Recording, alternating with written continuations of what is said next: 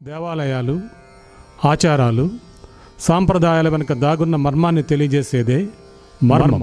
Welcome to మర్మం channel.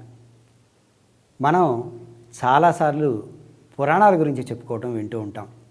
ఈ పురాణాలు అష్టాదశ పురాణాలని మనకి పెద్దలు చెప్తూ ఉంటారు.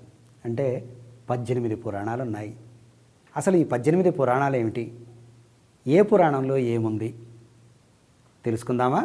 ఈరోజు మన అంశము అష్టాదశ పురాణాలు, వాటిలో ఉన్నటువంటి మర్మాలు. సాంప్రదాయాల వెనుక దాగున్న మర్మాన్ని తెలియజేసేదే మర్మం. ఏ పురాణంలో ఏముంది? మనం అనేక సందర్భాల్లో అష్టాదశ పురాణాలని వింటూ ఉంటాం. అయితే ఆ 18 పురాణాల పేర్లు ఒక పట్టాన గుర్తుకురావు. ఒకవేళ అన్నిటి పేర్లు తెలిసినా ఏ పురాణంలో ఏముందో తెలియదు. అనంతంగా ఉన్న ఈ పౌరాణిక విజ్ఞానాన్ని, అపారమైన వేదరాశిని వేదవ్యాసుడే అంశాల వారీగా విభజించాడు. వేదవ్యాసుడు శ్రీ మహావిష్ణువు అంశ. అందుకే విష్ణు సహస్రనామంలో వ్యాసాయ విష్ణు రూపాయ వ్యాస రూపాయ విష్ణవే అని ఉంటుంది.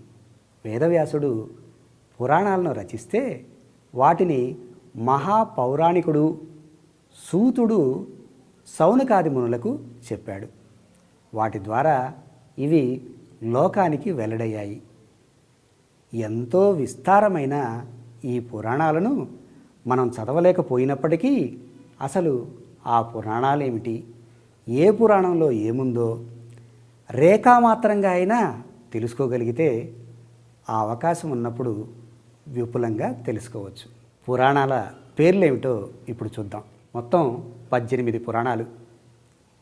1 మత్స్య పురాణము, 2 కూర్మ పురాణము, 3 వామన పురాణం, 4 వరాహ పురాణం, 5 గరుడ పురాణం, 6 వాయు పురాణం, 7 నారద పురాణం, 8 స్కాంద పురాణం, 9 విష్ణు పురాణం, 10 భాగవత పురాణం, 11 అగ్నిపురాణం, 12 బ్రహ్మపురాణం, 13 పద్మపురాణం, 14 మార్కండేయ పురాణం, 15 బ్రహ్మవైవర్త పురాణం, 16 లింగ పురాణం, 17 బ్రహ్మాండ పురాణం, 18వది ఆఖరిది భవిష్య పురాణం.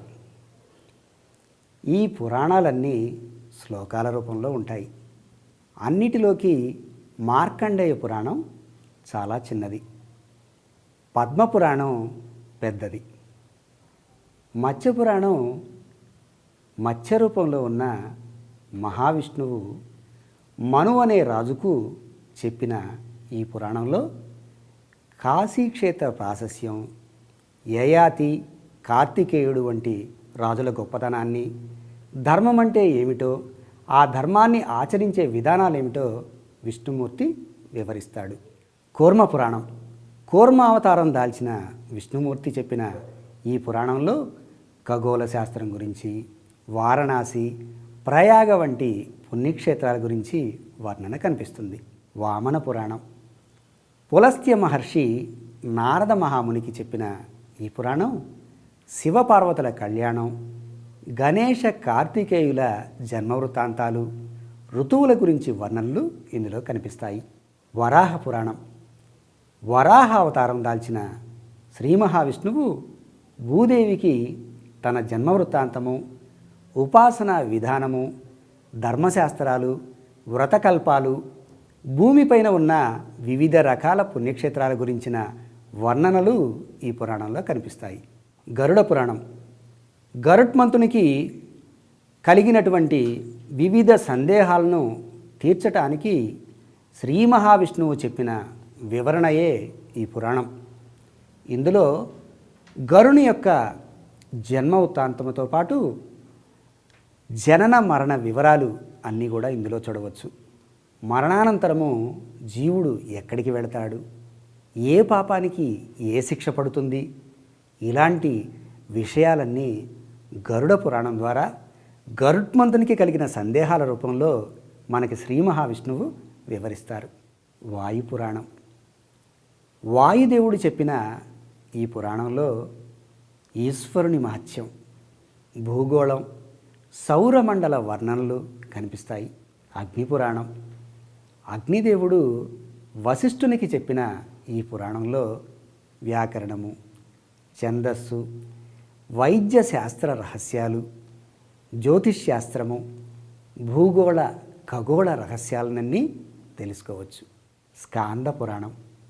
కాశీఖండం, కేదారఖండం, కుమారీల ఖండము, రేవాఖండము తదితర ఖండాలుగా ఉండే ఈ పురాణాన్ని స్కందుడే చెప్పాడట. ఇంకా రామేశ్వర క్షేత్రమహిమ, పూరీ జగన్నాథ ఆలయంతో సహా అనేక పుణ్యక్షేత్రాల గురించిన వర్ణనలు ఉంటాయి ఇందులో. ఇంకా కుమారస్వామి జననం, మహిమలు, శివలీలలు అన్నీ కూడా ఇందులో దర్శనమిస్తాయి. లింగ పురాణం. లింగరూప శివమహిమలతో పాటు వివిధ వ్రతాలు, ఖగోళ, జ్యోతిష్య, భూగోళాలకు సంబంధించిన సమాచారం అంతా ఇందులో ఉంటుంది. నారద పురాణం. బ్రహ్మమానస పుత్రులైన సనక సనందనాథులు, సనాతన సంపత్కుమారులకు నారదుడు చెప్పిన ఈ పురాణంలో వేదాంగాల గురించి, పలు పుణ్యక్షేత్రాల గురించి వర్ణనలు ఉంటాయి. పద్మపురాణం.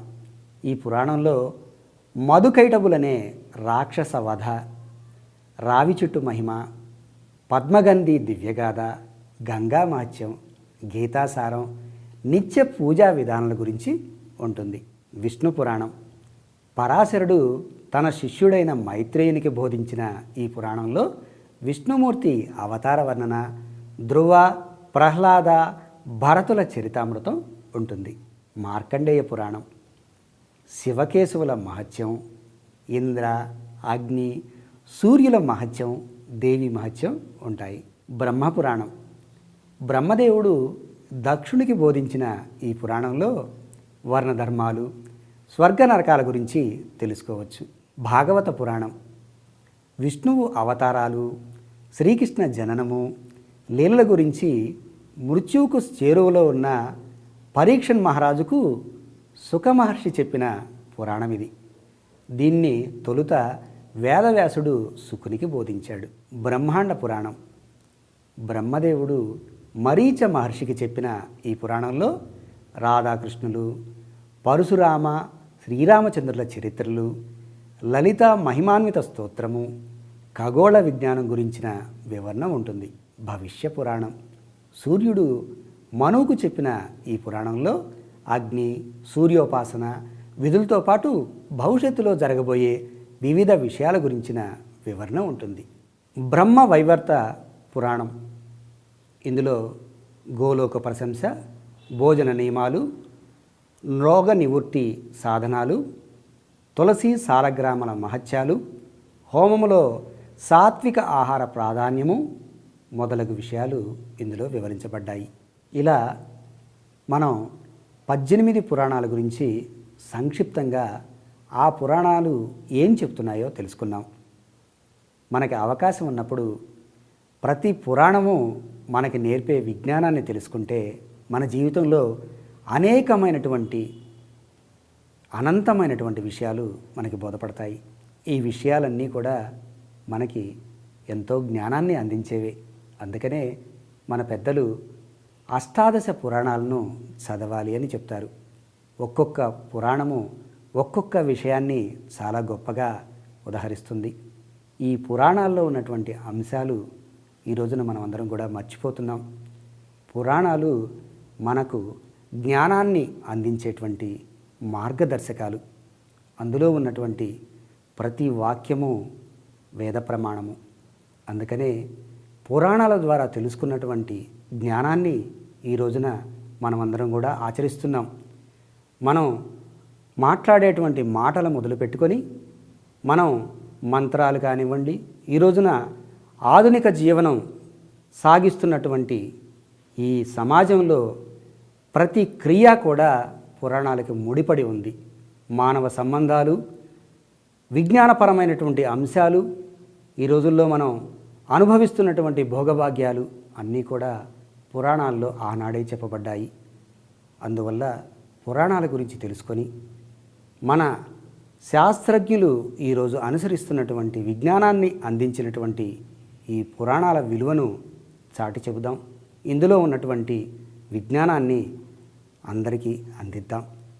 మా ఈ అంశం మీకు నచ్చినట్లయితే కింద ఉన్నటువంటి రెడ్ బటన్ని క్లిక్ చేసి సబ్స్క్రైబ్ అవ్వండి.